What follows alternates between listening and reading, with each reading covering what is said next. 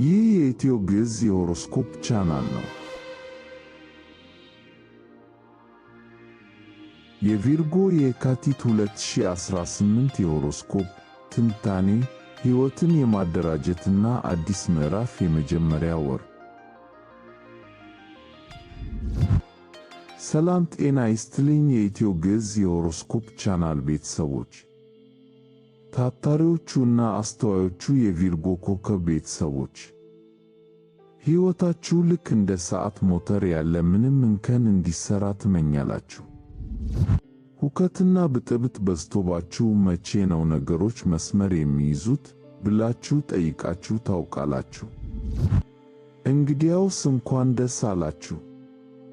የካቲት 2018 የእናንተን ሥርዓት የማስያዝ ጥበብ የምታሳዩበት፣ ጤናችሁን የምታስተካክሉበትና በሥራችሁ ላይ አዲስ አብዮት የምታካሂዱበት ወር ነው።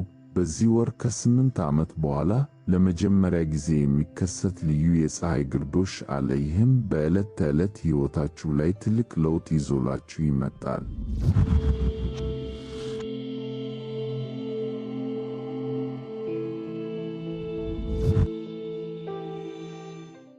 በዛሬው ቆይታችን የካቲት 10 የሚከሰተውን የፀሐይ ግርዶሽ እንዴት ለስኬታችሁ እንደምትጠቀሙበት፣ የፍቅር ሕይወታችሁ ከሥራ ጋር እንዴት እንደሚቆራኝ እና በወሩ መጨረሻ የንግግር ፕላኔቷ ሜርኩሪ ወደ ኋላ ስትጓዝ ምን ጥንቃቄ ማድረግ እንዳለባችሁ በዝርዝር እናያለን። እስከ መጨረሻው አብራችሁን ቆዩ።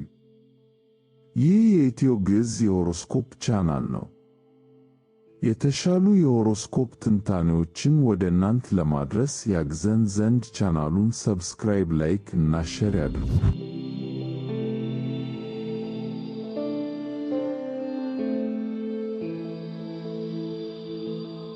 የቪርጎ የካቲት 2018 ጠቅላላ የወሩ ትንታኔ፣ ሥርዓትና ጤና።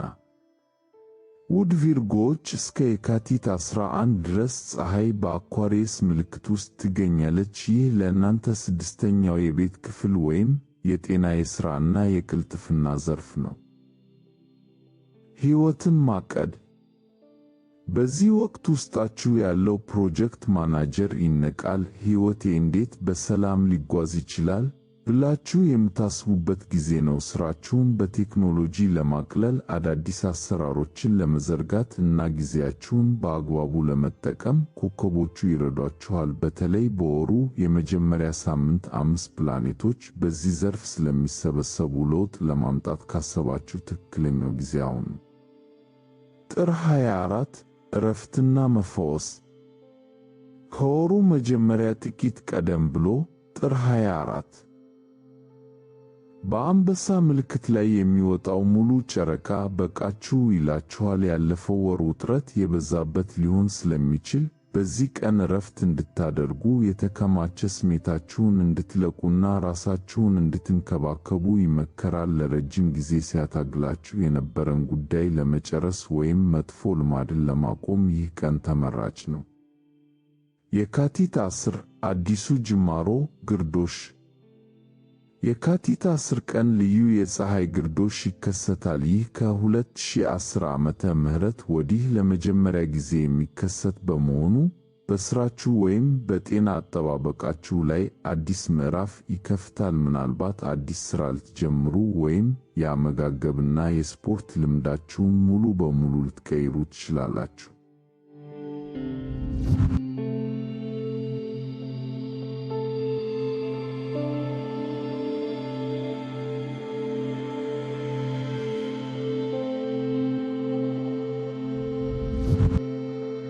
የቪርጎ የካቲት 2018 የፍቅርና የግንኙነት ትንታኔ።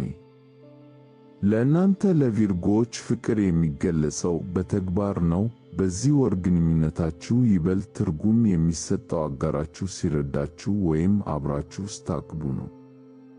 እስከ የካቲት 3 ድረስ የፍቅር ፕላኔት ቬነስ በአኳሪየስ ውስጥ ትቆያለች። በዚህ ወቅት ከፍቅረኛችሁ ጋር በጋራ ሥራዎች ላይ ስትሳተፉ መቀራረባችሁ ይጨምራል። ያላገባችሁ ቪርጎዎች ደግሞ በሥራ ቦታ ወይም በበጎ ፈቃድ አገልግሎት ላይ አዲስ ሰው ልታገኙ ትችላላችሁ። የካቲት 1 ጥንቃቄ። የካቲት 1 ቀን አካባቢ በግንኙነታችሁ ላይ ትንሽ መለዋወጥ ሊኖር ይችላል። ያቀዳችሁት ነገር በድንገት ሊቀየር ስለሚችል እንደዚህ ካልሆነ ብላችሁ ድርቅ ከማለት ይልቅ ለለውጥ ዝግጁ ሁኑ። ከየካቲት 3 በኋላ ጥልቅ ትስስር። ቬነስ ወደ ፒሰስ ምልክት ስትገባ ለፍቅር ያላችሁ አመለካከት ይለሰልሳል፣ ልባችሁ ለሌሎች ይከፈታል። የካቲት 7 የፍቅረኞች ቀን አካባቢ ጨረቃ በካፕሪኮርን ውስጥ ስለምትሆን ስሜታዊነትና ቁም ነገር የቀላቀለ የተረጋጋና ደስ የሚል ጊዜ ከምትወዱት ሰው ጋር ለማሳለፍ ትችላላችሁ። የካቲት 19 ጥንቃቄ። የእናንተ ገዢ ፕላኔት ሜርኩሪ ወደ ኋላ መጓዝ ስለምትጀምር የቀድሞ ፍቅረኛችሁ በሐሳባችሁ ሊመጣ ወይም ሊደውልላችሁ ይችላል። ነገር ግን ግልጽ ያልሆኑ ንግግሮች ሊኖሩ ስለሚችሉ ማንኛውንም ትልቅ ውሳኔ ከመወሰናችሁ በፊት እስከ መጋቢት አጋማሽ ብትታገሱ ይመረጣል። ይህ የኢትዮ ግዕዝ የሆሮስኮፕ ቻናል ነው። የተሻሉ የሆሮስኮፕ ትንታኔዎችን ወደ እናንተ ለማድረስ ያግዘን ዘንድ ቻናሉን ሰብስክራይብ፣ ላይክ እና ሼር ያድርጉ።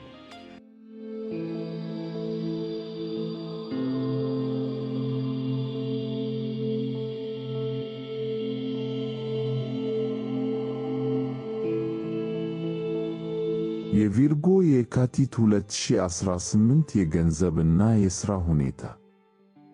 በገንዘብ ረገድ የካቲት 2018 የረጅም ጊዜ ዕቅድ የምታወጡበት ወር ነው። ጥር 26 ወደፊት መራመድ። ለ5 ወራት ያህል በሥራችሁ ላይ የነበረው መዘግየት በዚህ ቀን ይበቃል። ዩራኖስ ወደ ቀጥተኛ ጉዞ ሲመለስ አዳዲስ የንግድ ሐሳቦች፣ የትምህርት ዕድሎች ወይም የውጭ ጉዞ ዕቅዶች ካላችሁ በፍጥነት መንቀሳቀስ ትጀምራላችሁ። የካቲት 6 የገንዘብ ቁጥጥር። ሳተርን ወደ 8ኛው የቤት ክፍላችሁ ይገባል። ይህ ማለት ለሚቀጥሉት 2 ዓመታት ከሌሎች ጋር ስላላችሁ የጋራ ገንዘብ ብድር ወይም ኢንቨስትመንት በቁም ነገር ማሰብ አለባችሁ ማለት ነው። አሁን ላግኝ ከሚል ስሜት ይልቅ ለረጅም ጊዜ የሚቆይ ሀብት ለመገንባት ትኩረት ስጡ። የካቲት 19 የውል ጥንቃቄ። ሜርኩሪ ወደ ኋላ መጓዝ ስለምትጀምር አዳዲስ ኮንትራቶችን ከመፈረም ተቆጠቡ። ማንኛውንም ሰነድ፣ ትንሿን ጽሑፍ ሳይቀር ደጋግማችሁ አንብቡ። በሥራ ቦታ የመገናኛ ዘዴዎች፣ ኢሜል፣ ስልክ መስተጓጎል ሊያጋጥማቸው ስለሚችል ታጋሽ ሁኑ። በመጨረሻም ውድ ቪርጎዎች በአጠቃላይ የካቲት 2018 እናንተን ወደ ተሻለ የሕይወት ደረጃ የሚያሸጋግር ወር ነው። ሕይወታችሁን አደራጁ፣ ነገር ግን ለለውጥም ክፍት ሁኑ። 2 ጤናችሁን ቅድሚያ ስጡ። ራሳችሁን የምትንከባከቡት እናንተ ስትጠነክሩ ብቻ ነው። 3 በግንኙነታችሁ ላይ ግልጽነት ይኑራችሁ። በተለይ በወሩ መጨረሻ ለሚፈጠሩ መደናገሮች ትዕግስተኛ ሁኑ። አስታውሱ፣ እናንተ የምትፈልጉት ፍጹምነት ሳይሆን እድገት እንደሆነ ለራሳችሁ ንገሩት። ነገሮች መስመር ሲይዙ የሚሰማችሁን እርካታ ለማግኘት የካቲት ትልቅ በር ከፍቶላችኋል። ስለ አዳመጣችሁን ከልብ እናመሰግናለን። ይህ ቪዲዮ ጠቃሚ ሆኖ ካገኘችሁት ላይክ እና ሼር ማድረጋችሁን አትዘንጉ። ሰብስክራይብ በማድረግም ሁልጊዜ አብረውን ይሁን። መልካም የካቲት ወር ይሁንላችሁ።